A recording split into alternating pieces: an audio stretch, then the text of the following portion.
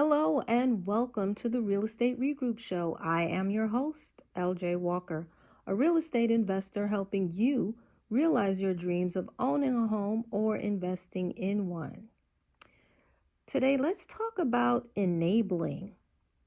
You see, many people don't realize this, but when you enable other people, particularly your relatives, that actually can slow down you obtaining your own personal wealth, much less generational wealth. Okay. And what prompted me to talk about this, of course, recently, we are seeing in the news that Dr. Dre's eldest daughter, who's 38 years old with 4 kids, is now homeless, living out of her car. She does have a GoFundMe page where she is asking for help in order to provide for herself and her children. And needless to say, when I try to get more information about the story, there's not enough, and there's also some conflicting reports. So I'm going to attempt to sort of break it down for those of you who have not heard about it. So the daughter, who is estranged, meaning she didn't live with him, or she didn't grow up with him, rather, she was living in Nevada and decided to come to California, which is way more expensive, to try and get a job. Some reports say that she was living in the home with Dr. Dre. Other reports said that she was actually in an apartment and he was paying her rent.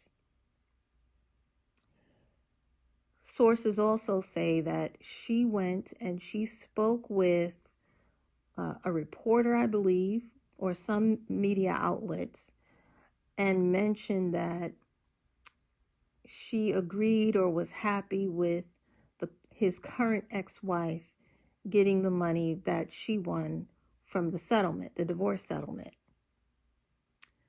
And that is what caused her to, or caused the rift between the two of them, and why he either decided not to pay rent or to throw her out of his house. Again, not clear on which one it is. But honestly, there's a whole lot of things in this story that I am not clear on. So, needless to say, many people on social media, they're mad at Dr. Dre, saying, how could you throw your child out? How could you make your child homeless, right? And then you have a few people who agree with what has occurred. Now, here's my take on this, because there's a lot. I do feel like it really is hard to judge. I think that there might have been more than she saying something to the reporter that caused that, even though I can understand if that made him extremely upset. And I'll tell you why.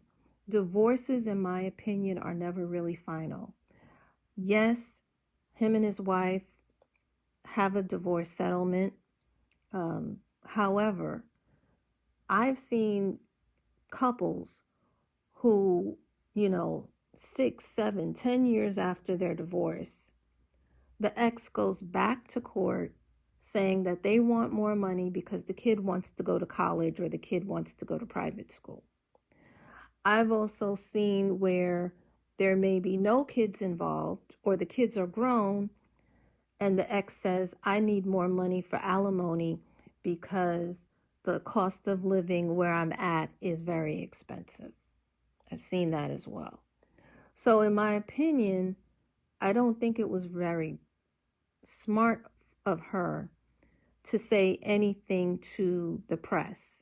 I feel that whatever beef she had, she should have just told Dr. Dre, listen, Daddy, I don't agree. I agree with your ex-wife, your current ex-wife, and I don't agree with you. That should have been a personal conversation that they had one-on-one. That shouldn't, I don't believe that that should have made it to the press.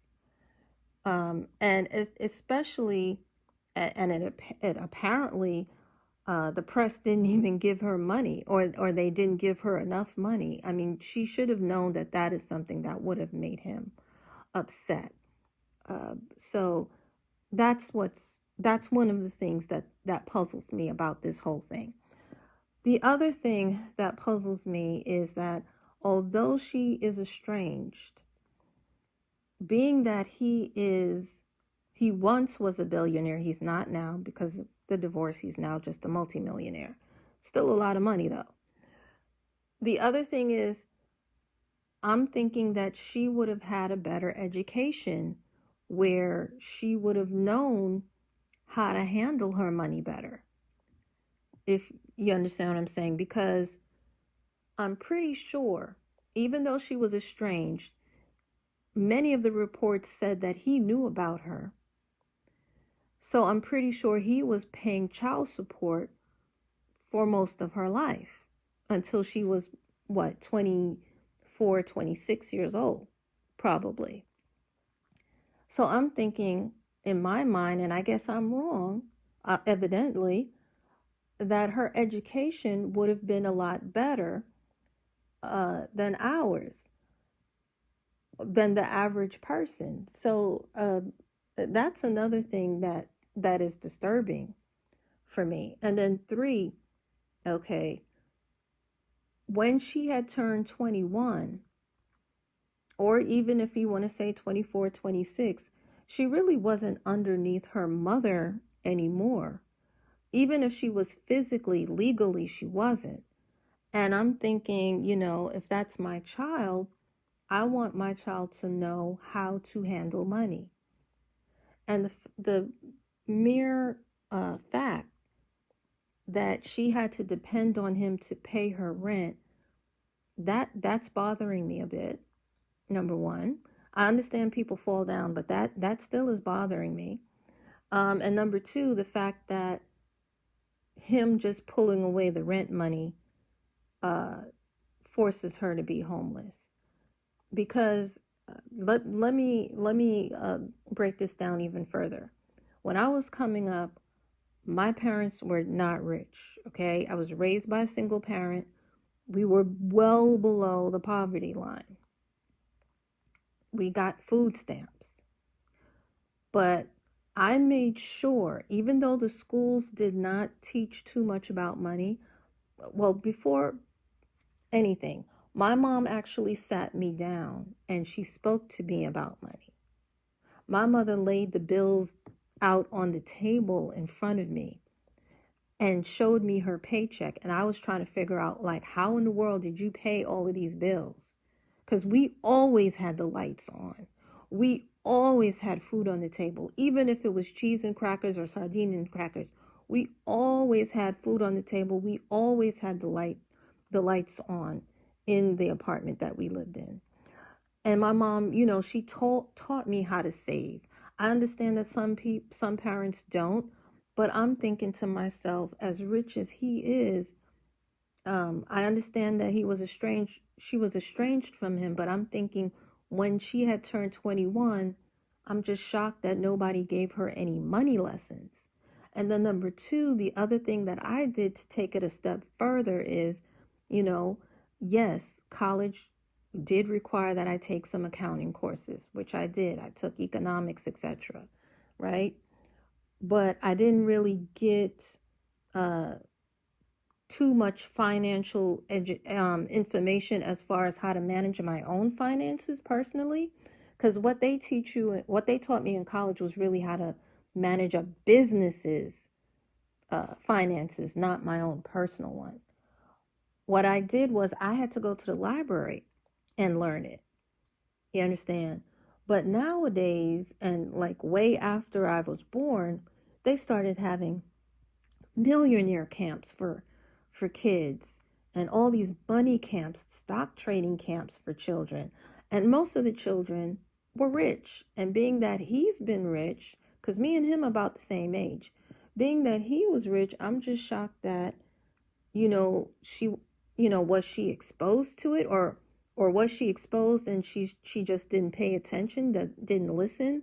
Because I do understand that there are some people you can teach and they go right away, and then other people, they have to crash and burn.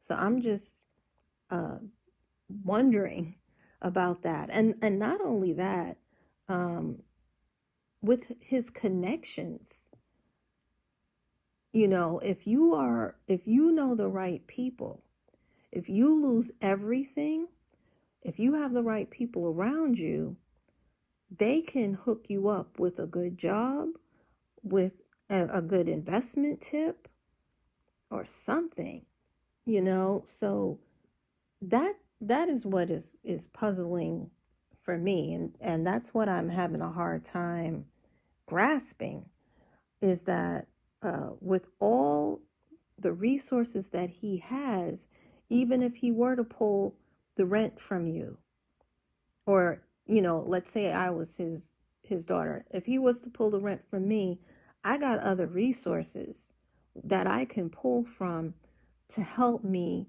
stay on my feet. You understand? I understand every once in a while people, some people run into hard luck. I get that.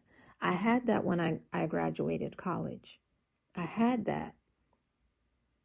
But uh, I'm coming from a different economic, I'm coming from the hood, really. Harlem, back in the 70s, that was hood. It may not be hood now, and they're trying to rename, my area. They're trying to say it's not Harlem anymore, but, it is what it is. Um, and then I went and lived in Inwood. Inwood, to a certain degree, is the hood. It's not really considered the hood, but it's definitely not Beverly Hills or Bel Air, you know. So that piece right there is what's puzzling for me. The other issue that I take, and I take this with many people on the internet who say, well, he's wrong for throwing her out. I remember when Fantasia filed for bankruptcy the first time. That's right, I said the first time, because Fantasia filed for bankruptcy twice. Why? Because her family was freeloading off of her. And, when I was reading the comments, I was like, oh, wait a minute. No, no, no. Sorry. Just because somebody is family, I don't believe that they need, or you should have to support them if you don't want to, especially when they are over the age of 26, because you can't put that person on your taxes. I don't believe you can for a deduction. I might be wrong. If you guys are an accountant, let me know. But I believe if a relative is, let's say they have some sort of disability and you're taking care of them, fine. Or if it's your mother or your own your wife or whatever, you might be able to take head of household or what have you. But a child that's 38 years old, no, I don't think so. I could be wrong. So if you're an accountant, uh, please feel free to let me know. But I remember, I just feel as though there's uh,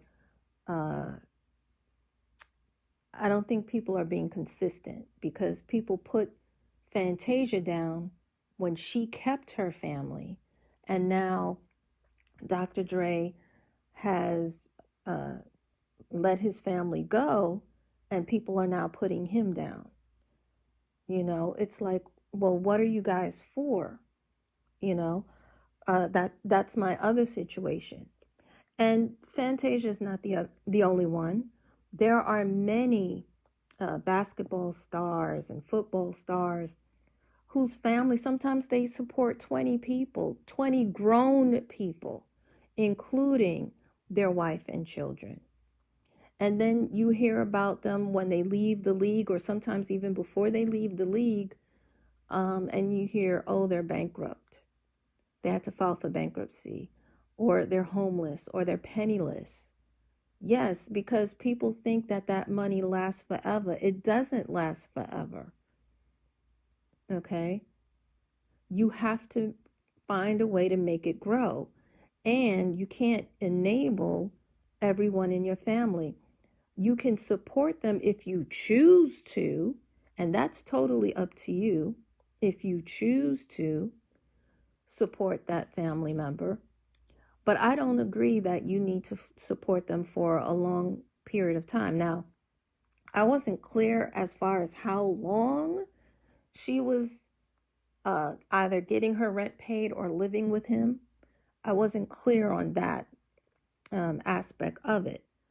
But honestly, in my opinion, if a year goes by and the person is still looking you in your face, I think you need to let that person know that they need to either get a job, start a business, invest, or get out. Because I'm seeing this for too many years. I've seen this with too many people, celebrities especially, but not just celebrities, even like personal people that I know. You got to know when to let people go. Some of you may have read my book where I talked to you guys about what my cousin did to me. I almost lost my house because of him. Okay? I haven't spoken to him in 6 years, and I'm okay with that. Some of you might say that's cold, but I need to eat. I need to have a roof over my head.